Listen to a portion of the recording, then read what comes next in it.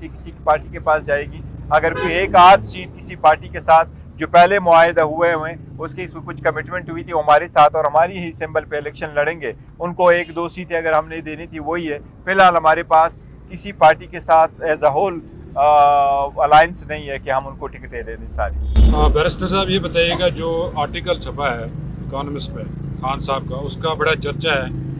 कहा जा रहा है कि ये आर्टिकल बाहर से लिखा गया, कुछ लोग कह रहे हैं कि खान साहब ने लिखा है। इस बारे में आपकी बात हुई है?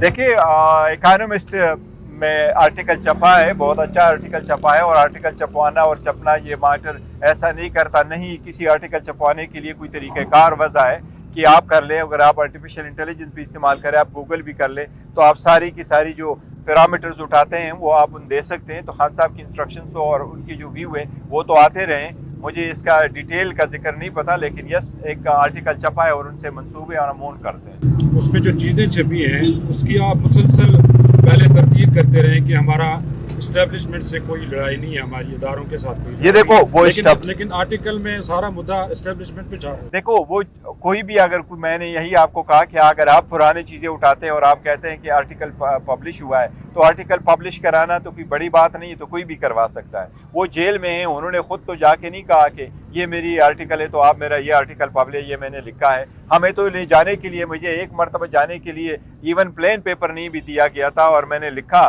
तो टिश्यू पेपर पे मैं लिखा था उसको इंस्ट्रक्शन, एक्सेप्ट कि इस मरतबा जो हाई कोर्ट का ऑर्डर है वो ऑफ कोर्स इम्प्लीमेंट हुआ है और मुझे जाने की इजाज़त दे दी गई है, लेकिन पहले नहीं जाता रहा। देखिए, जहाँ तक इदारे और उनके साथ झगड़ा, मैं तो बारहा कह चुका हूँ, हमारा किसी के साथ कोई झगड़ा नहीं। मोर देन वंस हम कह चुके हैं, हम सारे इदारों का एहतराम करते हैं और हमारा किसी के साथ कोई झगड़ा नहीं है, इसमें कोई दो राय नहीं होनी चाहिए।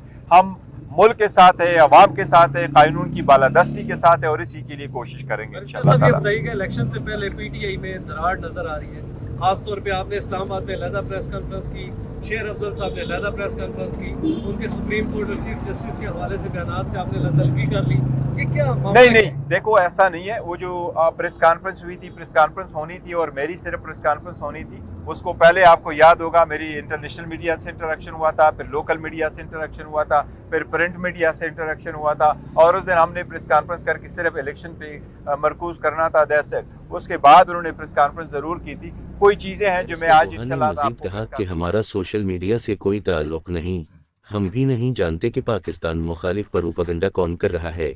इन्होंने कहा हमारा किसी इदारे से कोई झगड़ा नहीं, जो भी कार्रवाई हो उनके खिलाफ होनी चाहिए। सोशल मीडिया पर पाकिस्तान मुखालिफ प्रोपेगेंडा की मुखालफत कर दी और मजम्मत भी की। नाजरीन, बैरिस्टर गोहा एक पढ़े लिखे और समझदार इंसान हैं और वो जानते हैं कि पाकिस्तान मुखालिफ प्रोपेगेंडा हमारे मुल्क के लिए नुकसानदेह है।